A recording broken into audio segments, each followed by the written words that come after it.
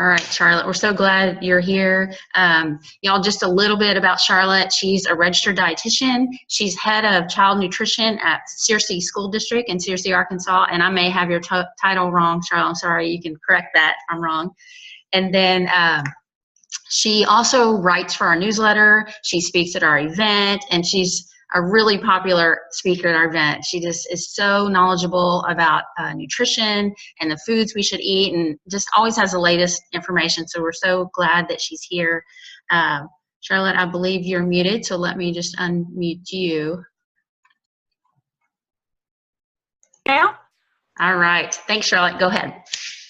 Okay. Well, Lisa sort of just left it up to me what I wanted to talk about today, and I can talk for literally hours, and she knows that about nutrition, and it's such a big interest to me. But I decided to focus on today on snacking because we have a lot of questions about that. What's appropriate? What should I be doing? And then so I'm going to talk about snacking and why it can be helpful, and then also talk about some good snacks like superfood snacks you can eat. And then the last thing I want to talk about is the thing I get a lot of questions about recently, and I think it's because of it being nice weather and starting to be spring, but it's like, what do I eat before I exercise? And how far before I exercise? And that kind of stuff.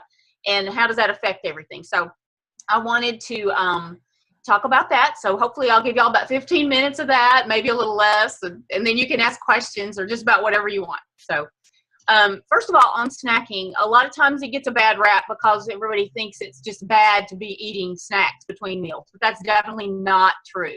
It can really be part of making sure you meet all your health goals with First Place for Health and with it just a general good lifestyle overall. A recent survey I read said that people self-reported about how much they were eating for snacks, and it ran about 580 calories a day worth of snacks. And if that's what they were reporting, that it was probably a lot more than that. But 580 calories worth a day is basically another meal.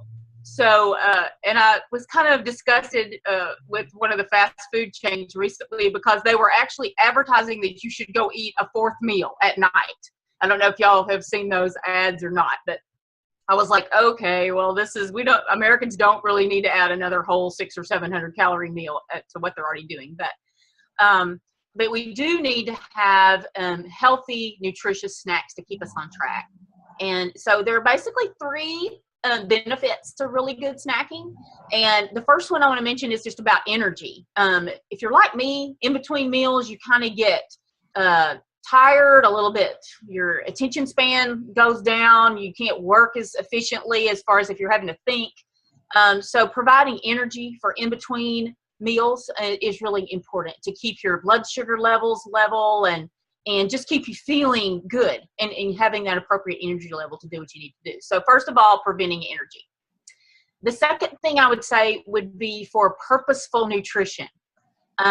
I use my snacks personally as a way to meet the things that I don't get sometimes at meals. I go to a lot of conferences, I'm out of town for meetings, and a lot of times the meals they provide don't have what I need to meet my nutrition goals. And I have to really scale back on what they've provided in order to get what I need in between meals and make sure I don't overdo a bunch of groups like breads and meats and not do enough of the things like the fruits and vegetables. So a lot of my snacks will be trying to get those good foods in there that I may not get in at other times.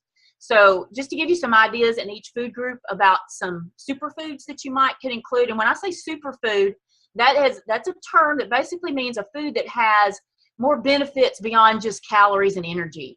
And there's tons of new research showing how so many foods that God created just have all of these neat components, even at the very basic level that we don't even understand yet. God knows, but we don't. And so more and more, and I know y'all hear from having your excellent leader, Lisa, she's so good about talking about clean and whole foods and how important that is, but it comes into play big time when it comes to superfoods, because most of the superfoods, basically all of them, are whole, clean foods, things that are in the same package that God made them in, rather than a processed package. So some good snacks as far as your food groups go. On the first thing would be like on your protein-rich good snacks would be things like nuts and seeds and nut butters, things like that, because all those things have been shown to have a lot of great benefits, especially things like almonds and walnuts and pistachios. And of course, we need to monitor portions on these, because you can't eat a whole can of nuts and expect to lose weight and be, completely healthy. But an ounce, of nuts, or a half ounce, especially mixed with another item for a snack that has a carbohydrate in it or something, like a fruit or something, is really good. As far as grains are concerned, most of the time we don't have to worry about getting our grains. I don't know if you're like me. That's probably my favorite group. It's the easiest group to go over on, because I love breads, period, and cereals, anything like that. But for snack reasons, sometimes you need something to go with your peanut butter. You might want to have some whole grain graham crackers, or whole grain wheat crackers, or quinoa crackers. There's a lot of good thins. There's a lot of new things out there now that have things that aren't wheat if you're sensitive to wheat, or gluten. There's a lot of different snack crackers now. There's one called Veggie Thins I tried recently. My daughter loves those, and that's a good choice too. And a lot of times you can have quite a few of them as compared to a traditional type of cracker. They're small, but they're very filling, and they have a lot of good things. So some whole grain crackers, some whole grain cereal, whole grain, things like that for snacks. And then the next thing would be your super fruits, okay? And all fruits and vegetables are considered to be super as far as all the nutrition experts, because they're all something God made. Fruits and vegetables have all these phytochemicals and fiber and vitamins and minerals. But there's a few that have been rising to the top in the area of fruits and vegetables. So in the area of fruits, you might want to focus on things like bananas, apples, stoned fruit. And if you're not familiar with that term, it's one that has a pit in the middle, like a peach or a nectarine. Those kind of things have been showing a lot of benefits to heart and brain health. Also berries, they're like way at the top. Lots of fiber and really low calories, and a whole bunch of different phytochemicals. So strawberries are about to be in season really big now. At least they're starting to be in Arkansas. I don't know, they may already be in Texas, but in Arkansas they're just coming off, and blueberries will be soon, and those will be great. And blackberries, awesome. I love blackberries. So a whole cup of a berry is usually only about 40 calories. So the 40 calories goes a long way in regard to keeping you full and giving you a whole bunch of nutrition. Then as far as vegetables are concerned, things like, let me check my notes just so I don't leave something out. Raw broccoli. Broccoli is like going to be the superfood of the world, I'm sure. But there's lots of studies been done on broccoli, but it has so many things in it. Raw broccoli is a great choice. And then you can also roast it and have it for a snack later. I mean, if you don't like to eat it raw, that's a great way to do it too. Peppers, like bell peppers or any type of peppers, they have lots of fiber, very low calories, lots of vitamin C. So the red, if you can find little packages that have the different types of little baby peppers, those are really great. They're sweet, and they're, if you think of peppers as always being hot, that's not necessarily the case. So try some. If you haven't tried some, put that on your list. Tomatoes, there's something in them called lycopene that is really doing a lot of things recently with heart research. So I carry a lot of times little grape tomatoes or little cherry tomatoes, and the ones I get at our local farmers market are my favorite. To me, they're like eating candy almost. They are so sweet. So those can be a great, really low calorie, really healthful snack. Also things like carrots, and then chickpeas, like if you want to roast those or bake those, or hummus. So you can have some hummus along with your pepper strips, or along with your whole grain crackers, or pitas, whole grain pitas. And that's a great, great snack, and it'll keep you satisfied and full until your next meal. Okay, about dairy. We haven't got to that yet. Dairy is a tough thing. I have a first place group all the time. We're going all the time. And I have 22 people in my group right now. And probably the thing I write on their trackers more than anything is try to eat more fruits and vegetables. Trying to get them to do that. But then also a lot of people just don't get their dairy foods. And there's a lot more ways to get that now than what there used to be, it seems like. So the string cheese is a good choice, low fat, or fat-free if you like fat-free. But also a Greek yogurt. great choice. And as plain as possible, and you can doctor it yourself with the fruits that we talked about earlier, like the berries and the whole grain granola. That's a really good breakfast choice as well as a snack choice. Some people don't feel like eating very much first thing in the morning, but mid-morning, that's a really good snack for those. Also, fat-free and low-fat regular yogurt. Doesn't have to be Greek yogurt. If you don't like the texture of the Greek yogurt, then the regular yogurt is fine. Try to stay away from the high sugar ones, though, because you're going to defeat your purposes. Some of those little containers of Greek yogurt, if they're full fat and full sugar, they can be like 300 calories, and you really don't want to do that. That's going to defeat your calorie purposes. But try to do the ones that have very low sugar, and some of the sugar in yogurt is going to be from the lactose. So that's going to be naturally occurring because of milk. So there's going to be at least probably 12 grams in there that's that. Okay, so the rest of it, just kind of compare and look at the ones and try to get it as low as you can, just to keep your calories down and your unnecessary calories down. Because you get all the benefits from the calcium and the protein without the sugar. Sugar is just an added thing. So a little bit doesn't hurt, but a whole lot can really derail you from getting your calories controlled. And then probably some beverages you might want to think about for in between. Again, if you like to drink milk, you can include that as part of your snack, or fat-free milk, or 1% or so. That would be a good choice. But as far as dairy, but if you want to have something that's not calories, so things like water, awesome to keep drinking all day in between meals. Tea, whether it's green or black or oolong, any of those teas. There's so much research recently on the benefits of tea. And once again, it's something God made, and we should realize that it wasn't manufactured with a bunch of chemicals added to it. It's just tea. It's like plant. So same thing with coffee. Coffee got a bad rap for a really long time, and all the antioxidants and stuff in it now and the phytochemicals are shown to be very positive things. If you have a sensitivity to caffeine or have been told to watch out for caffeine because of blood pressure or for whatever reason, then please just go with the decaf variety. It doesn't affect the antioxidants, so you still get all those benefits. You don't have to have the caffeine to get the benefits of the antioxidants. So whatever is best for you in regard to the caffeine is good. I guess that's all as far as suggestions. Y'all can ask me questions when we get done if you like about those things. But the last thing I wanted to talk about was snacks and exercising. There's you pick up magazines when you're walking out of the store, you see on there, eat such and such to fuel your activity before you exercise. And really, if you've eaten a meal within 2 hours or 3 hours, there's really no need to fuel up for activity to do, especially at the level that most of us do. Now, if you're a marathon runner, then definitely you might want to worry about it a little bit more. But if you've eaten in the past 2 to 3 hours and you're thinking about going for a walk or riding your stationary bike or whatever, don't worry too much about whether you should eat something before you do that or not, because having a meal within 2 to 3 hours is probably sufficient. However, there is research that shows if it's been longer than that, then you probably do want to have something so that your muscles can have quick fuel to work with, so that you can, and carbohydrate is kind of the main focus. They want you to make sure to get carbohydrate because it's easily usable. Your body can break it down quickly. But the downside to that is it can come in your system and then it can drop all of a sudden once that's used up, because it digests quickly, raises your blood sugar, and then drops your blood sugar. So it's usually best if you can combine that carbohydrate, like a fruit or something, along with some protein or some fat.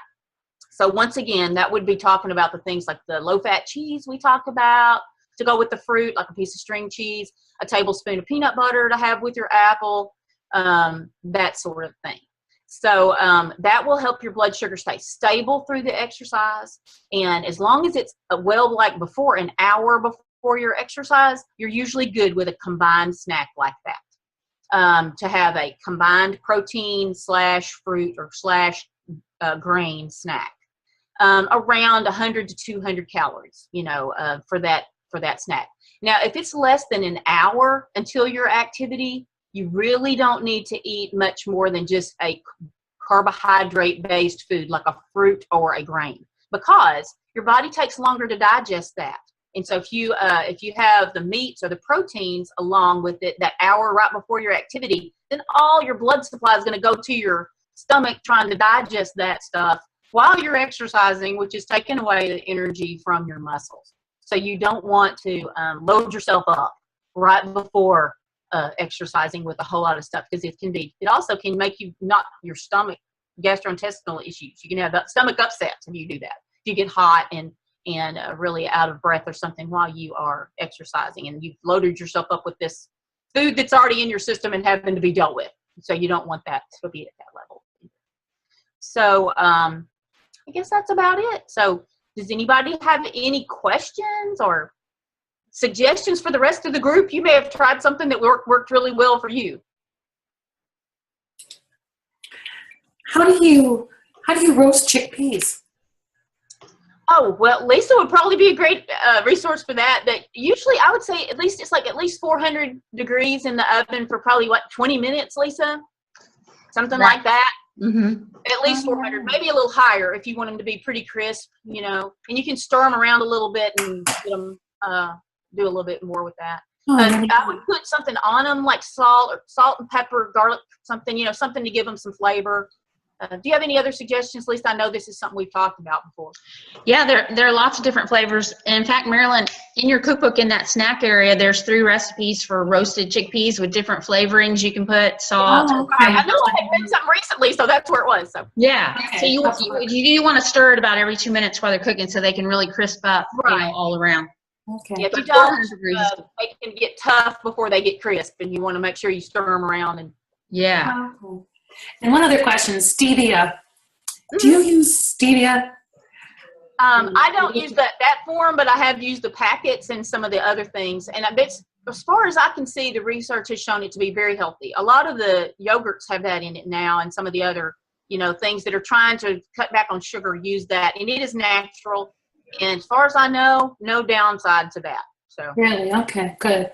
Okay. And then you mentioned coffee. I don't want to hog it all, but you mentioned coffee. We buy flavored coffee at home, but there's never any calories on it. Are there calories in flavored coffee? Really, if it's just a flavor like vanilla or hazelnut or something like that, usually those flavors don't have any calories, are not enough to be worried about.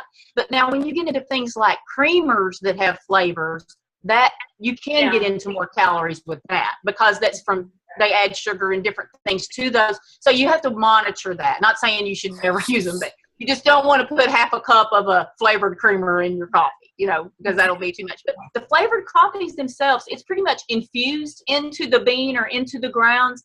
And so it's not going to add calories per se. Okay, good. Thanks. Anybody else? Have you read any research, Charlotte, about the benefits to drinking coffee before a workout?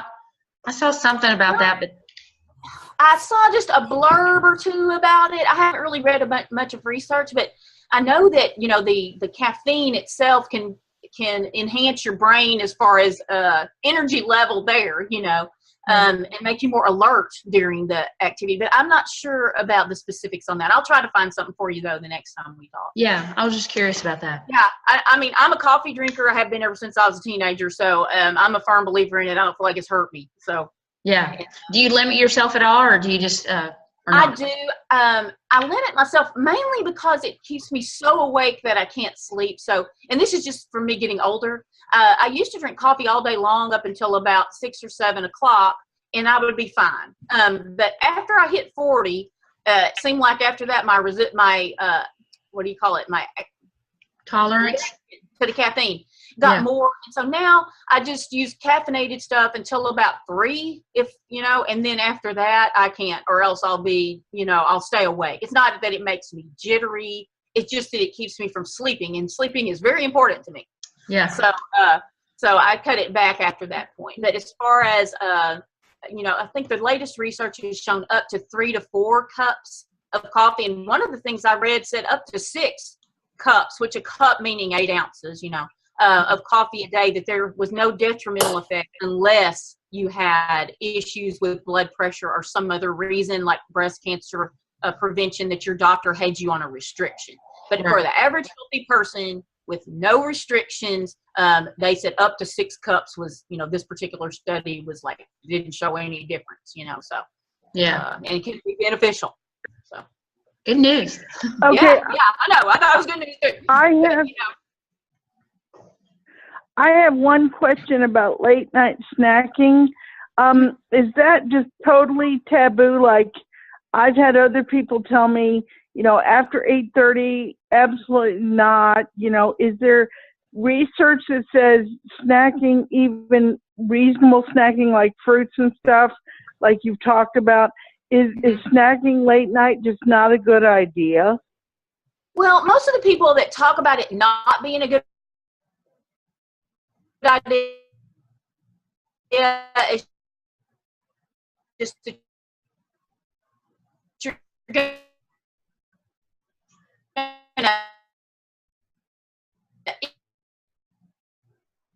eat it, and then a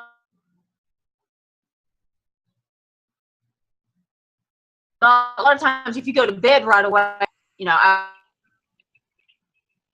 it's just because it might cause discomfort. If you have reflux or something like that, then you might not want to, do that. But as far as being taboo, it's not taboo. No. Okay, thank you very much. Some people just eat more at night than they do during, their patterns a little shifted. So as long as you keeping your goals on calories and spread them out throughout the day and not skip, like breakfast, it's bad to skip totally because it messes up your metabolism and all that. But try to spread out things throughout the day. So do you think 2 snacks a day, or you just go with 1? Sometimes I usually have 3. Like I'll have one mid-morning, like a piece of string cheese and a piece of fruit or something, and then afternoon usually some kind of a dairy snack is what I kind of shoot for in the afternoon, either yogurt or an ice cream, like a Greek yogurt bar, like an ice cream bar, something like that has the Yasso brand. I think the Greek ones, I'd have those sometimes, kind of a treat. Or I do that at night occasionally. And then like last night, I fixed myself a baked apple for a snack after, before I went to bed. I think it was around 8:30 or so. Just fixed it in the microwave and put some cinnamon on there, and it was good, And that was the way to give me that satisfying dessert kind of flair, that without giving me a lot of calories. But I generally have 3. I guess it really just, like you said, however your calories work out. Yeah, and I get up early. I get up at 5:30 every day, so I have a breakfast. That's one of the reasons for my mid-morning snack, because I'm at work by 7:30, and so I ate like at 6. So by mid-morning, I am just desperate for something, and my lunch isn't until 12:30. So, that's one of the reasons that I have that morning one. But a lot of people who might sleep later might not really need that morning one. They might need it more in the afternoon or at night, and they could focus more on those areas. But it does keep me on track. If I couldn't snack, I would probably not keep at a healthy weight, just because I would be so hungry when I ate meals that I would just overdo it. I don't want to ever get to that point where I'm so hungry that I'm not making rational decisions about what I eat. And that's another thing snacks can do. If I know I'm going to eat out, which we do, 2 or 3 times a week, I make sure that I eat something before I eat out, like a piece of fruit or some yogurt, something I know I won't get, at a restaurant in most cases. And so I'll eat that and take the edge off of my hunger so that I won't be so starved, when I get to the restaurant. I can make better choices. Drink a glass of water too. That helps. Anybody else? Can you hear me? Yes. Yeah. Okay. I'm not sure I got all the grains you suggested. I have whole grain granola, veggie thins, whole grain crackers, and cereal. Was there something else? I think that was pretty much crackers, cereals, granola made with whole grains, quinoa, brown rice, anything that has those ingredients, the things that will have whole grains pretty much. Okay, thanks. And I know y'all probably talked about that in the food plan, but just especially in the super ones would be like the quinoa, things like that, the ancient grains that have a lot of protein besides having a lot of fiber. Okay. Have you ever had a weight issue? Oh, yes. When I first started First Place back in 1995, I was 35 pounds overweight, and I was a dietitian, so I was riddled with guilt over that too. And but growing up, we had kind of automatic portion control. I had a really large family. There were 6 kids, and we didn't have a whole lot of money, so we ate a lot of stuff out of our garden. My mother cooked from scratch, and we all ate our plate of stuff that we had, and that was it. And you ate it. I mean, you just ate it, and it was controlled for me. So I didn't have a weight problem until I got out on my own, got married, started cooking for 6 people when there were only 2 people here. And 2, not ever having it. I loved food. I always loved to cook ever since I was a little girl. And so being able to cook on my own and make what I wanted and eat as much of it as I wanted was just kind of overwhelming for me. And so, yeah, quickly gained weight. And here I was telling people how to lose weight at work, you know, at the hospital. And then I was coming home and just eating till just ridiculous. I mean, I was gaining weight and gaining sizes. And then my sister, I was kind of complaining to my older sister about it. And that I was just gaining weight, and I just didn't know, you know, I needed to get a handle on this. And she told me she had been in a group at her church called First Place. At that time, it was just First Place. And she said, have you heard of that before? And I was like, bring God into this? I just don't know. You know, I thought I should be able to handle it as a dietitian.